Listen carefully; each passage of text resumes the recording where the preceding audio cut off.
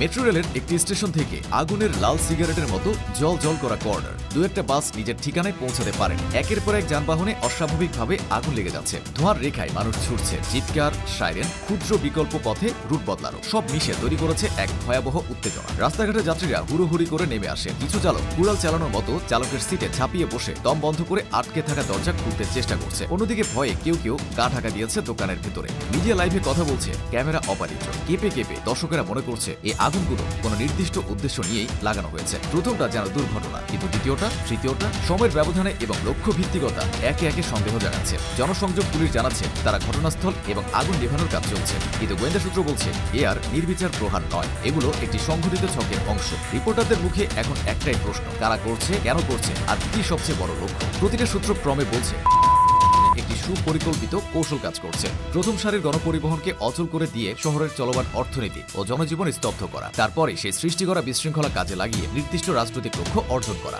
অনেক পরিকল্পনাকারী চান যে জনজীবন যেন চরম অস্থিরতায় পড়ে, পরিবহন ব্যবস্থার ভাঙন ঘিরে ঘুম ভেঙে যায়, মানুষ হতবাক হয়ে সিদ্ধান্ত গ্রহণে অক্ষম থাকুক। এ পর্যায়ে সাইবার ইনফো, রাস্তায় ছড়িয়ে দেওয়া গুজব এবং রাতের অন্ধকারে বিস্তৃত অঘটনগুলো সবই এক সম্মিলিত ছকের অংশ বলে গোয়েন্দারা আশঙ্কা ব্যক্ত করেছেন। শহরের মানুষ এখন ঘুমানো নেই। প্রত্যেকটা মোড়, প্রত্যেকটা স্টপেজ, প্রত্যেকটা মেট্রো স্টেশন যেন সন্দেহের চোখে দেখা হচ্ছে। আরেকটু ঘুরে দেখা যাচ্ছে ঘটনাগুলো পরিকল্পিতভাবে নগরীর কোরে কেন্দ্রীয় ট্রান্সপোর্ট হাবগুলোর আশেপাশে সংঘটিত হচ্ছে, যেখানে দ্রুত মানুষের চলাচল ব্যাহত করলে সমগ্র শহর চেনাশোনা রুটগুলোতে আটকে যাবে। এটাই পরিকল্পনার সামগ্রিক উদ্দেশ্যের প্রথম ধাপ। অভিজ্ঞ নিরাপত্তা বিশ্লেষকরা সতর্ক করেছেন এই ধাপ রান্নার মতো। প্রথমে সিস্টেমে ছিদ্র করা, পরে সেই ছিদ্র থেকে আরো বড় প্রভাব বিস্তার। সংবাদ সংগ্রহে পাওয়া একটি গোপন রিপোর্টে বলা হচ্ছে কয়েকটি ছায়া গোষ্ঠী জনসম্মুখে শোরগোল চালাতে প্রস্তুত রয়েছে। ঝটিকা মিছিল, পথে বাধা দেওয়া, ভাঙচুরের ছক। সাবধানতা হলে সহজে পরিস্থিতি নিয়ন্ত্রণের বাইরে চলে যেতে পারে। এই নাটকের পর্দার আড়ালে কি লক্ষ্য থাকতে পারে? গোয়েন্দা সূত্র বলছে প্রথমে জনজীবন স্তব্ধ করে রাজনৈতিক অচলাবস্থার সৃষ্টি, তারপর সেই অচলাবস্থায় যখন প্রশাসন ব্যস্ত থাকবে তখন মৌলিক ক্ষমতার একটি পুনর্গঠন ঘটাতে সশস্ত্র ও অপ্রকাশিত উপায়ে চাপ প্রয়োগ করা হবে। শহরের মানুষ এখনো বুঝতে পারছে না পুরো কাহিনীর গভীরের ছক। তারা শুধু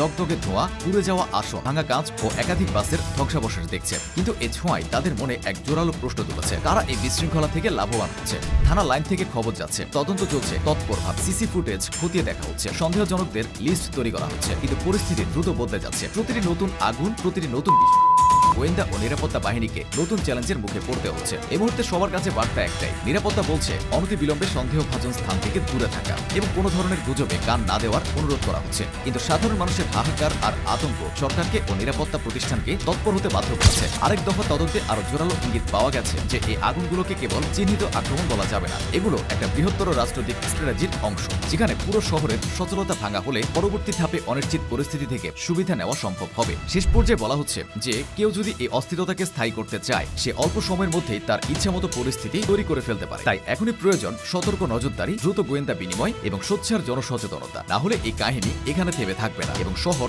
এমন এক মুহূর্তে জেগে উঠবে যেখানে সবাই বলবে এটাই শুরু, এবং মনে হবে আগুন নেমে এসেছে ঠিক এখানে।